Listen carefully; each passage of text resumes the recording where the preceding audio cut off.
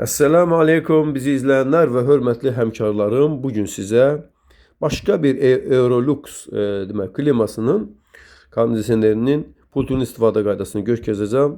On-off düyməsi burada yerləşir. Onun köməyi ilə biz kondisioneri yandırıb söndürə bilirik. Kondisionerin rejimlərinin dəyişdirilməsi üçün mod düyməsi var və biz hər dəfə bu mod düyməsini basdıqda bir sonraki rejimə keçirik. Hal-hazırda soyutma rejimindədir. Bu qurutma rejimidir, fan rejimi, isitmə rejimi və avto rejim. İnsanların əksəriyyəti əlbəttə ki, kondisionerdən soyutma məqsədləri üçün istifadə etdiklərinə görə biz mod düyməsini basırıq və burada qar dənəzi işarəsi gəldiyinə görə kondisionerimiz soyutma rejiminə keçmiş sayılır. Bu rejimdə temperaturu 22-24 dərəcə arasında ayarlayırıq. Qeyd etmək istəyirəm ki, insanların böyük əksəriyyəti kondisioneri qoşanda temperaturu 18 dərəcə ayarlayırlar və elə bilirlər ki, 18 dərəcəyə ayarlayanda kondisioner daha çox soyudacaq. Bu belə deyil. İstənilən temperaturda kondisionerin verdiyi soyuq eyni olacaq. Sadəcə olaraq siz evimizin hansı dərəcəyə qədər soyutmasını istəyirik deyə bir demək ki, rəqəm orada göstərirsiniz. Yəni, əgər 18 dərəcə qoymusunuzsa, o deməkdir ki, kondisioner dayanmadan işləyəcək və bu da axırda soyuq dəymə ilə nəticələnəcək. Bu səbəbdən də 22 dərəcədən aşağı temperatur uygulamanız uyğun deyildir. 22-24 dərəcə temperatur insan üçün ən uyğun temperaturlardan biridir. Əgər istəyirsiniz ki, kondisioneriniz daha az enerji istifadə eləsin, o zaman 24-25 dərəcə uygulaya bilərsiniz.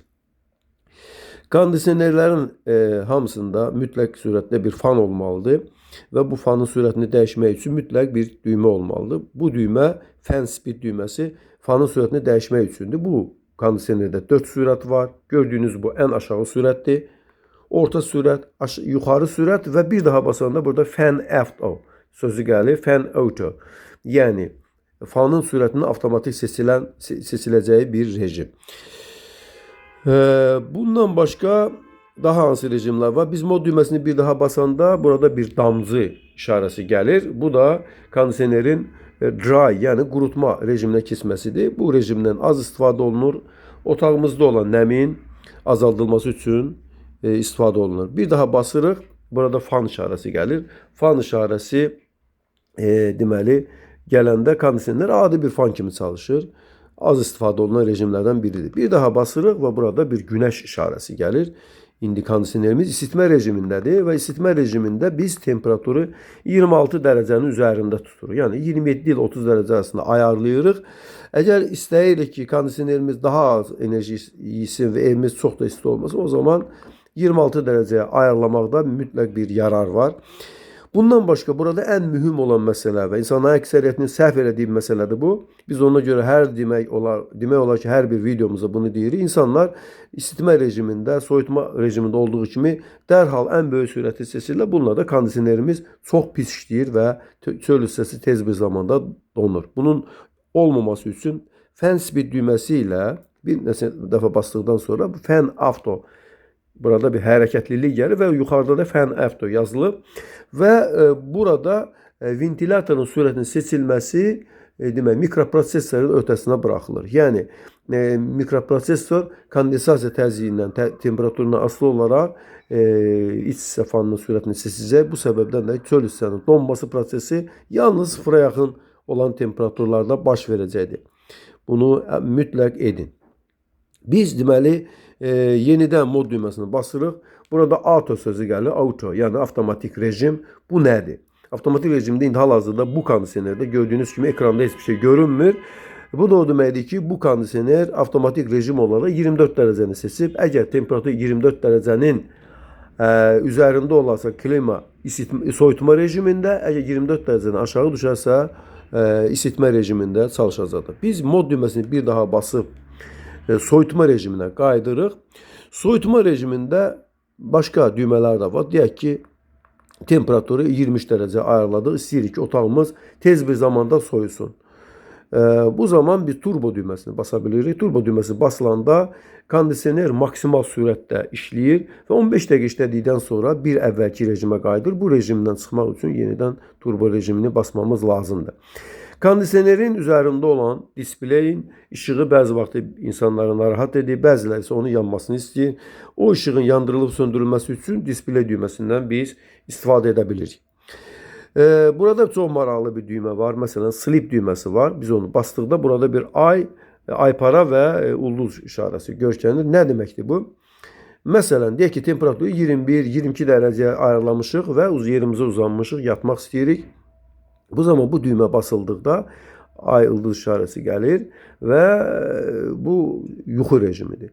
Biz məsələn bu kondisionerdə başqalarından fərqli olaraq nədir? Burada demək bir neçə də basıldıqda burada 1 gəlir, 2, 3 gəlir. Bu nə deməkdir? Əgər biz 1 qoysaq, o zaman hər 1 saatdan bir temperaturu 1 dərəcə qaldıracaq. 2 qoysaq 2 saatdan 1 dərəcə qaldıracaq. 3 qoysaq 3 saatdan 1 qaldıracaq. Biz sizə 3 saatdan 1 qoymağı məsləhət görürük. 3 saatdan sonra deyək ki, əgər gecə saat 10 tamamda qoymusunuzsa, gecə saat 1-də temperaturu demək 23 dərəcəyə, demək gecə saat 4-də 24 dərəcəyə qaldıracaq və bununla da soyuq dəymə kimi bir problemimiz olmayacaq. Sleep düyməsini yenidən basıb bu rejimdən çıxırıq. Hər bir kondisionerdə olduğu kimi burada da bir swing düyməsi var və bu kondisionerdə 2 swing düyməsi var. Hər dəfə bu düymə basıldıqda biz görürük ki, burada horizontal jalüz öz istiqamətini 6 dərəcə dəyişir və biz onun axıra qədər gətirir və bundan sonra bir daha basdıqda biz görürük ki, jalüz aşağı və yuxarı olaraq hərəkət etməyə başlayır. Bir daha basdıqda o hərəkət dayanır.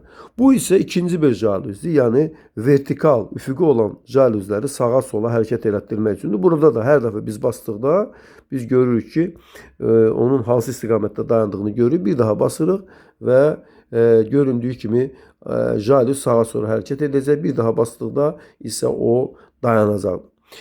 Hörmətli izləyicilərimiz, burada indi isə insanların çox az istifadə elədiyi timer rejimindən danışacaq. Əvvəlcə saatımızı qurmalıyıq. Gördüyünüz kimi burada timer və kılı, yəni clock, saat işarəsi var. Saatı qurmaq üçün bu düymə basılır. Məsələn, deyək ki, indi saat 18:05-dir. Bu düyməni 2 saniyə əlimizdə basılı saxladıqdan sonra o yanıb sönür. Temperatur düyməsinin köməyi ilə bunu 18 edib, təzədən timer düyməsini basırıq və burada deməli 18:05 etdikdə eyni düyməni, timer düyməsini bir daha basıb saatımızı təsdiqləyir. İndi hər zaman pultumuzun üzərində saatın neçə olduğu görünəcək və dolayısıyla bu bizə bir qədər lazım olacaq. Məsələn, indi evdən bayıra çıxırıq və istəyirik ki, axşam demək kondisionerimizi söndürürük. İstəyirik ki, biz axşam evə gələndə, məsələn, axşam saat 6-da evə gələcək, istəyirik ki, 17:00-da kondisionerimiz işə düşsün.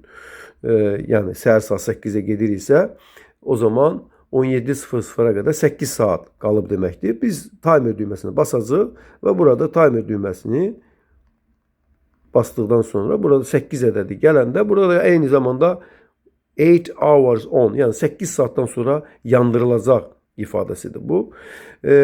Dolayısıyla biz evimizə gələndə kondisionerimiz evimizi artıq isidəcəkdir. Soyudacaqdır və yaxud isidəcəkdir.